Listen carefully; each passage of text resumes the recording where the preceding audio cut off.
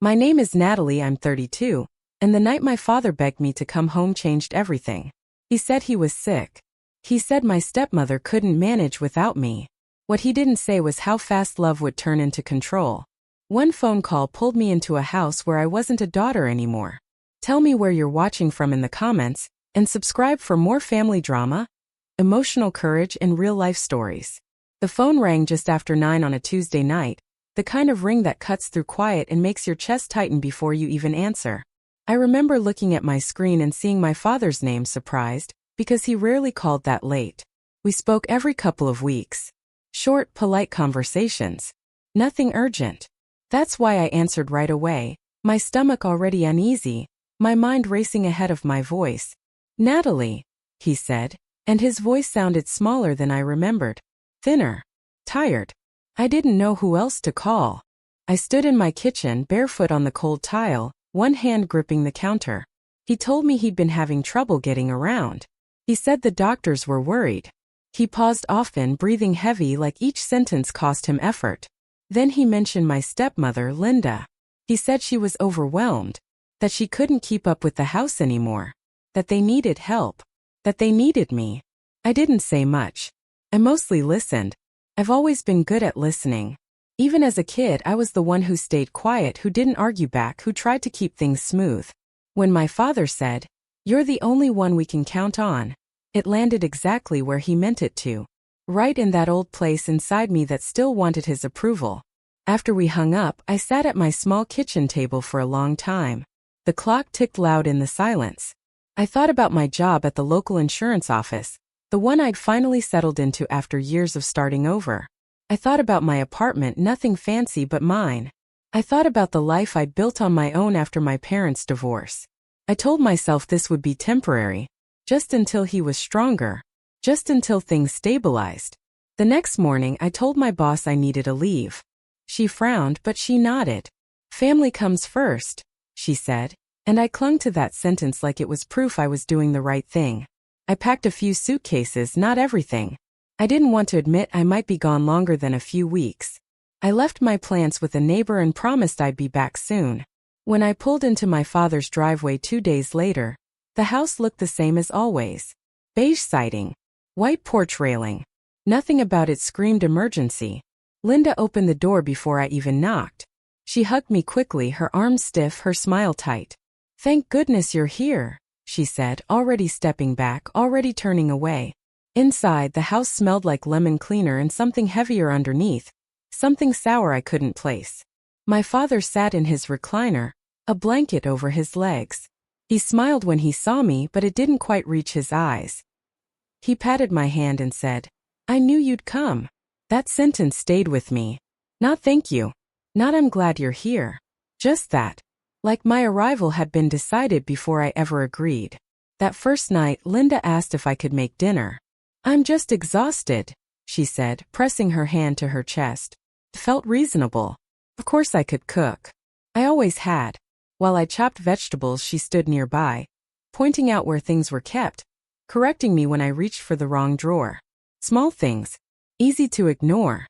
Later, as I unpacked in my old bedroom, I noticed how bare it felt. The shelves were empty. The walls had been repainted. It didn't feel like a place waiting for me. It felt like a space cleared out for use. I lay awake listening to the house settle, telling myself I was overthinking. That stress makes people strange. That illness changes dynamics. The next morning, my father called me into the living room and asked if I could handle his medications. "Linda gets confused," he said. Linda didn't argue. She just nodded, relieved.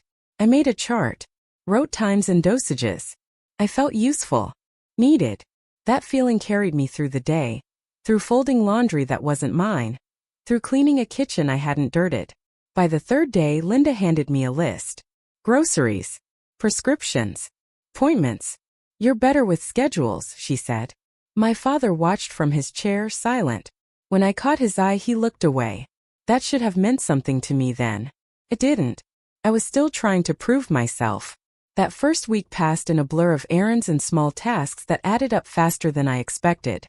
I noticed my phone buzzing with missed calls from friends I hadn't returned. I noticed my shoulders aching at night. I noticed how often Linda reminded me how expensive everything was, how tight money felt, how lucky we were to have a roof. One evening after dinner, my father sighed and said, "It's good you're here full-time." Full-time. The words hit me hard. I laughed, light and uncertain, and said, "Just for now." He didn't respond. Linda started clearing the table, sliding her plate toward me without a word. That night I stared at the ceiling, my suitcase still half unpacked in the corner. I thought about how quickly things had shifted without anyone asking me directly. How the phone call had been framed as a crisis, not a request. How easily I'd stepped back into an old role without noticing the door closing behind me. I told myself it was still early, that things would settle, that once my father improved, we'd talk. I didn't yet understand that the phone call wasn't about help. It was about access. And once I gave it, taking it back would be harder than I imagined. The morning after that restless night, I woke before anyone else, not because I needed to, but because my body had already adjusted to listening for movement. I lay there a moment, staring at the ceiling, waiting for a sound that would tell me what kind of day it would be. When the house stayed quiet, I got up anyway. I told myself it was habit. It wasn't. It was readiness. I started small. Coffee first. My father liked his strong, Linda liked hers light. I remembered without being asked. When my father shuffled into the kitchen, he nodded once like this was expected. Linda followed later, already sighing, already talking about how tired she felt. She didn't say good morning. She pointed at the sink. "Those mugs need rinsing right away," she said, as if time itself depended on it. By the end of that week, my days had a shape I didn't remember agreeing to. I woke early, handled breakfast, sorted pills, made phone calls, and listened. I listened to complaints about aches, about money, about neighbors, about how hard things had become. When I tried to sit down, Linda found something else. A load of laundry. A floor that needed attention. A list left on the counter like a quiet command. At first I pushed back gently. "I was going to rest for a bit," I said once. Linda smiled without warmth. "Must be nice," she replied, then turned away. The words followed me into the living room. My father stared at the television, volume high, as if he hadn't heard a thing. I sat anyway, heart racing, unsure why I felt guilty for needing a break. The house began to feel smaller. My old room, once a place to retreat, became storage. Boxes appeared without warning. Extra linens. Old paperwork. Linda said she needed the space. I moved my suitcase under the bed, then into the closet, then finally into the garage. Each move felt like a quiet erasure. I told myself it didn't matter. I wasn't supposed to be here long. One afternoon I mentioned a job posting I'd seen online, part-time, flexible. "Just something to keep my skills up," I said carefully. Linda's face tightened. My father cleared his throat. "Now isn't the time," he said. "We really need you focused. Focused. On them. On everything they didn't want to manage." I nodded, even as something heavy settled in my chest. The requests changed after that. They weren't framed as favors anymore. They were instructions. Linda started correcting how I folded towels, how I cleaned the counters, how I arranged my father's meals. "If you're going to do it right," she said once, tapping the table for emphasis. I swallowed my response. Arguing felt pointless. Exhausting. My father's condition seemed to fluctuate depending on who was watching. With me, he groaned, leaned heavily, asked for help standing. When neighbors stopped by, he straightened, joked, waved them in. I noticed it. I didn't comment. I told myself stress affects people differently. Still, the pattern stuck with me like a pebble in my shoe. Bills started appearing on the counter with my name written in marker. Linda said it was easier if I handled them. "You're organized," she said. I paid them from the small savings I'd brought with me, assuming they'd reimburse me later. When I mentioned it, she waved a hand. "We'll sort it out." We never did. The emotional weight crept in quietly. It wasn't just the work. It was the way my presence was treated like a solution rather than a person. If my father had a bad day, it was because I hadn't reminded him to rest. If Linda felt overwhelmed, it was because I hadn't anticipated her needs. Their moods set the tone. Mine didn't matter. One evening I burned dinner. Just slightly. Linda made a show of pushing her plate away. "I can't eat this," she said. My father sighed, disappointed. You know how sensitive her stomach is. I stood there, hands still warm from the pan, feeling smaller than I had in years. I remade the meal without a word. Sleep became light and broken. I woke to footsteps, to voices, to the fear of being needed. My phone stayed silent. Friends had stopped calling after I canceled too many times. When I caught my reflection in the bathroom mirror, I barely recognized the tired woman staring back. Her shoulders slumped. Her eyes were dull. I tried setting boundaries once. Just once. I need an afternoon to myself, I said, heart pounding. Linda laughed, sharp and quick. Must be nice to have needs, she replied. My father shook his head slowly. We're all making sacrifices, he said. The conversation ended there. So did my resolve. The dynamic solidified after that. I cooked, cleaned, scheduled, managed. Linda supervised. My father accepted. Gratitude disappeared. Expectations grew. If I hesitated, Linda's voice sharpened. If I questioned, my father looked hurt. After all we've done for you, he'd say. I wondered what that was. Shelter? Obligation? One afternoon while sorting mail, I noticed a magazine addressed to Linda. The cover showed a smiling woman talking about reclaiming her life. I laughed softly, then stopped. The sound felt wrong in that house. I put the magazine back, hands shaking, and realized how long it had been since I'd felt anything close to joy. By the end of the month, helping wasn't something I did. It was who I was to them. Not Natalie. Not daughter. Not family. Just the one who handled things. The one who filled the gaps. I told myself it was temporary, but deep down I felt the truth settling in. This wasn't support anymore. It was use. And it was happening so slowly that part of me had almost missed it. The realization didn't arrive all at once. It slipped in quietly, the way truth often does, carrying something sharp beneath its calm surface. I was standing in the hallway late one afternoon, holding a folded stack of towels, when I heard Linda's voice drift from the kitchen. She was on the phone. I wasn't trying to listen. I had learned to move softly in that house. But some words don't ask permission. She does everything now, Linda said. And there was a lightness in her tone I rarely heard when she spoke to me. Cooking, cleaning, errands. Honestly, it's like having live-in help. And we don't even have to pay her. I froze. My hands tightened around the towels. My heart beat so loud I was sure she could hear it through the walls. She laughed, a short, satisfied sound, and continued talking, her voice lowered but not enough. Family, right? You just have to frame it the right way. I stood there longer than I should have. Rooted to the carpet, every muscle tense. The words replayed in my head, over and over, each time landing harder. Live and help. Don't even have to pay her. I felt something crack inside me. Something I'd been holding together with excuses and patience. I didn't confront her. I didn't storm into the kitchen. I walked back to my room and placed the towels neatly on the chair, hands trembling. I sat on the edge of the bed and stared at the wall. The paint color was pale blue. I remembered when my mother had chosen it years ago, saying it felt calm. Now it just felt empty. That evening I watched them more closely. Not with anger but with a strange clarity. Linda asked for water without looking at me. My father held out his empty plate, expecting it to be taken. When I didn't move right away, Linda glanced up, annoyed. Natalie, she said, like she was reminding a distracted employee to get back to work. Something shifted then. Not outwardly. Inside. I realized how rarely they used my name unless they needed something. How often they talked about me instead of to me. How decisions were made around me, not with me. I saw the pattern clearly for the first time, and it hurt more than I expected.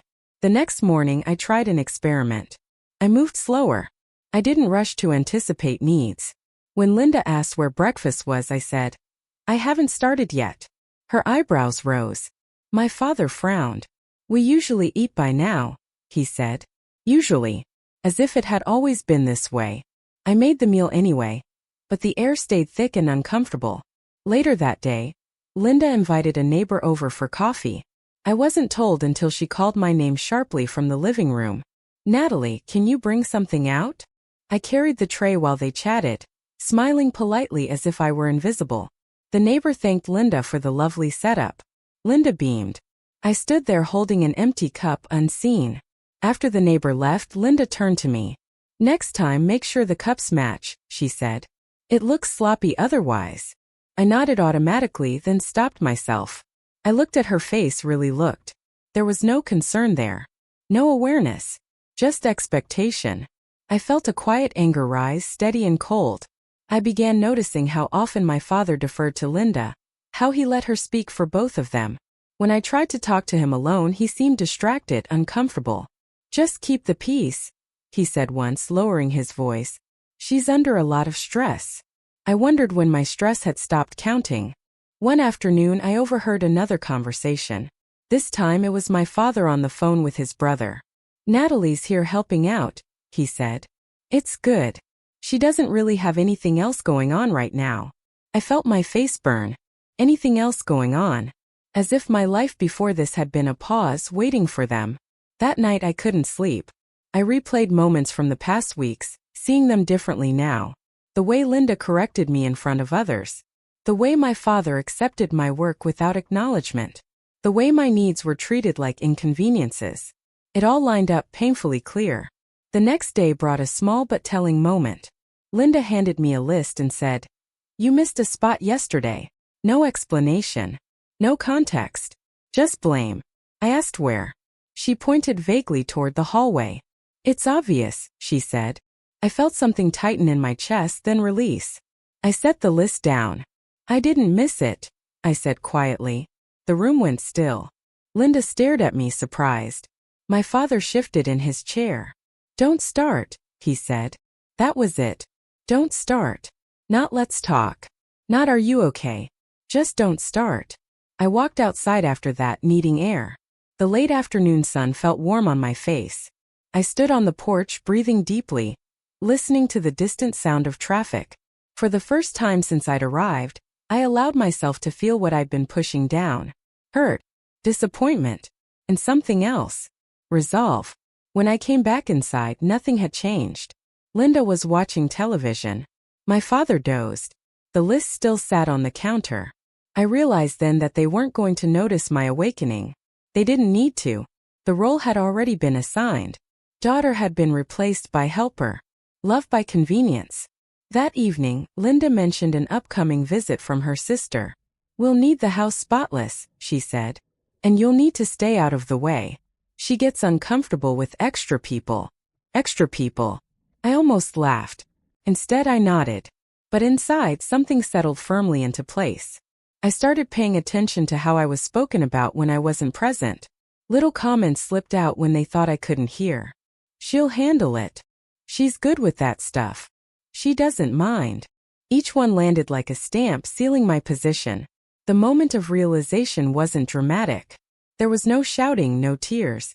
It was quieter than that. It was standing in the kitchen one night, washing dishes while they watched television, and understanding fully that I wasn't part of the family dynamic anymore. I was part of the household function. I turned off the tap and dried my hands slowly. I looked around the room at the counters I cleaned, the meals I prepared, the schedules I managed. I saw my reflection in the window, tired but clear-eyed. The truth was undeniable now. I wasn't here because I was loved. I was here because I was useful. And once I named it, once I let myself see it without excuses, I knew things would never feel the same again. Once the truth settled inside me, it didn't scream or demand action. It stayed quiet, steady, watching. I moved through the house differently after that night, no longer trying to earn approval, no longer bending myself into smaller shapes. I still did what was asked, but I listened more than I spoke. I observed. And the more I watched, the more the picture sharpened. A few mornings later, I was sorting paperwork on the dining table when I noticed a thick envelope mixed in with the mail. It wasn't addressed to me, but it was open. Inside were medical statements, dates, test results. I hadn't meant to read them, but my eyes caught on a phrase that stopped me cold. Condition stable. I read it again, slower this time. Stable. That wasn't the word my father had used on the phone. He'd said serious. He'd said worsening. I didn't jump to conclusions. I'd learned not to. But something shifted as I slipped the papers back into the envelope. That afternoon, when my father asked me to help him stand, I watched how easily he did once he thought I wasn't looking. His movements were careful but strong. Practiced. When he caught me noticing, he leaned heavier, groaned softly, and thanked me for being patient. The performance was subtle, but it was there. Over the next few days, I paid attention to details I had ignored before. Prescription bottles that hadn't been touched in weeks. Appointment cards that didn't match the urgency I'd been told about. Conversations that changed tone depending on who was listening. Linda especially seemed careful when others were around. Her complaints softened. Her demands turned polite. The moment the door closed, the edge returned. One evening, Linda asked me to find a file in the hallway cabinet. I opened drawers I'd never looked through before. Inside were bank statements neatly organized. I didn't intend to pry, but the numbers were right there. Regular deposits. Comfortable balances. Not struggling. Not tight. The narrative I'd been fed about finances didn't match what I saw. My hands shook as I closed the drawer. That night, I lay awake replaying everything. The phone call. The urgency. The guilt. I realized how carefully the story had been built piece by piece to pull me back in. Not with lies exactly, but with emphasis. With fear. With selective truth. I felt foolish for not seeing it sooner, then stopped myself. Wanting to believe family isn't a flaw. The shift in me became visible in small ways. When Linda handed me a list, I asked questions. When my father sighed about needing help, I asked what the doctor had said. They didn't like that. Linda's mouth tightened. My father grew vague. "Why are you interrogating us?" he asked once. I met his eyes calmly. "I just want to understand," I said. The room went quiet. The tension grew, but so did my clarity. I stopped using my savings for household expenses. When bills appeared with my name on them, I slid them back across the counter. "These aren't mine," I said evenly. Linda stared at me like I'd broken a rule. "We're all contributing," she replied. I shook my head. "I already am." A family gathering came up that weekend. Linda's sister and her husband arrived mid-afternoon, loud and cheerful. The house buzzed with energy I hadn't felt in weeks. I watched as Linda transformed, her voice warm, her manners flawless. My father stood straighter, joked easily, accepted compliments about how well he looked. No blanket. No groans. No weakness. At one point, Linda's sister turned to me. "It's so good of you to help out," she said kindly. Linda laughed.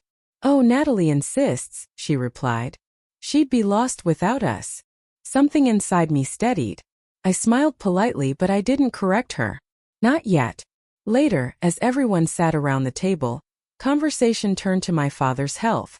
Linda launched into a dramatic explanation, full of concern and sacrifice. I listened, heart-pounding, then spoke.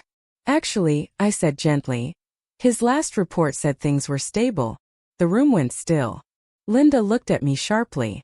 My father cleared his throat. "Well, you know how doctors are," he said. I nodded. "I do. I read the paperwork." The silence stretched. No one argued. No one laughed it off. Linda's sister looked confused. My father shifted in his chair. I felt a strange calm settle over me. I wasn't attacking. I was stating facts. That was the difference. After they left, Linda confronted me in the kitchen.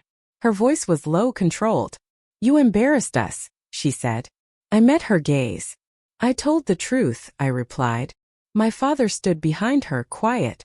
For once, I didn't rush to fill the space. I waited.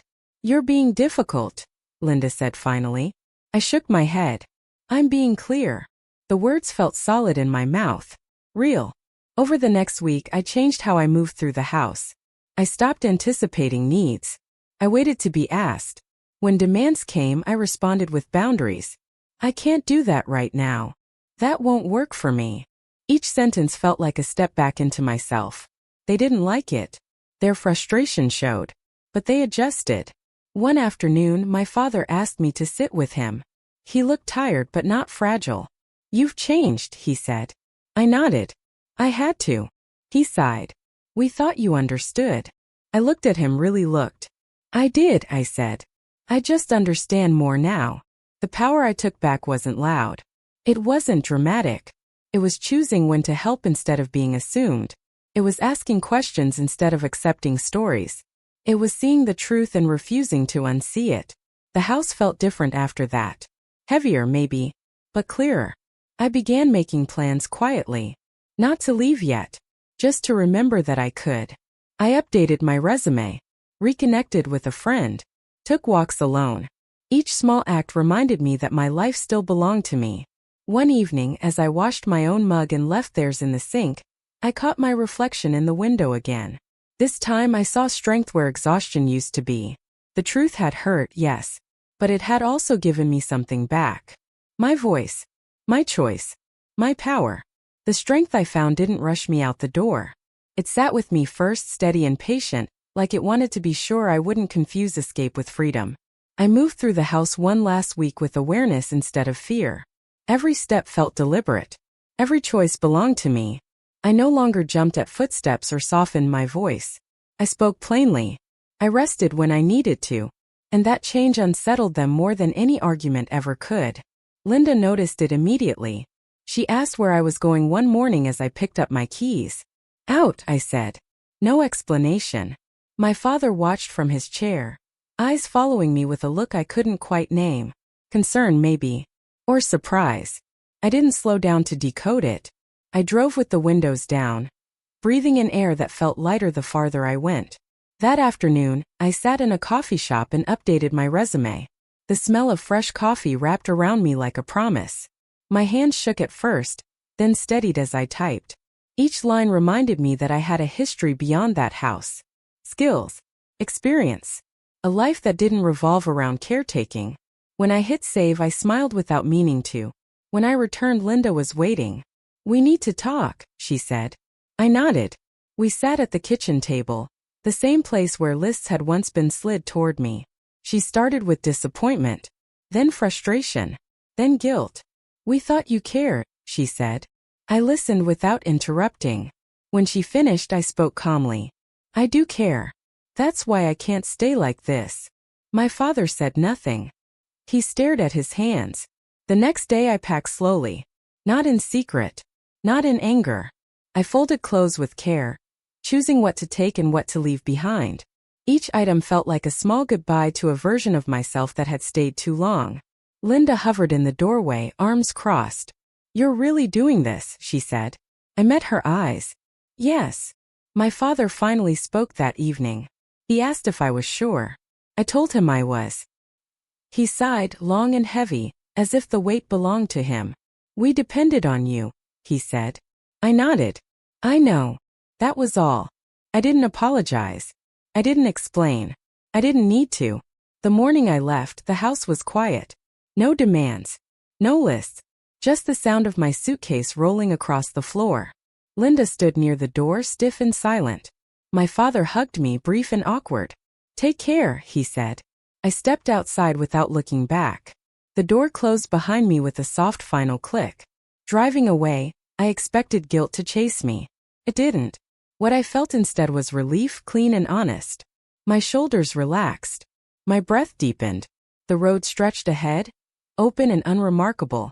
And that was exactly what made it beautiful. No urgency. No obligation. Just movement forward. I stayed with a friend for a few weeks, someone who didn't ask questions unless I offered answers. We cooked simple meals. We laughed. I slept through the night for the first time in months. In the mornings, sunlight filled the room, and I let myself enjoy it without checking the time or worrying who might need me. I found work sooner than I expected. Nothing glamorous. Just steady. Honest. My first paycheck felt like proof that I still belonged to myself. I bought groceries I liked. I chose my own schedule. Small freedoms stacked up one after another, until they felt solid under my feet. There were moments when old habits tried to pull me back. When my phone buzzed with a message from my father, I paused before responding. I kept my replies kind but short. Clear. Boundaries weren't walls. They were doors I chose when to open. That distinction mattered. One afternoon, while unpacking in my new apartment, I found a photo from years ago. I was smiling, unburdened, standing in front of a place I'd once called home. I taped it to the fridge, not as a reminder of loss, but as evidence of who I could be again. Finding myself wasn't dramatic. It happened in quiet moments. In choosing rest without justification. In saying no without explanation. In trusting my instincts again. I learned that guilt fades when it's no longer fed. That love doesn't require self-erasure. That walking away can be an act of care, too. I didn't leave to punish anyone. I left to return to myself. And that, I finally understood, was enough.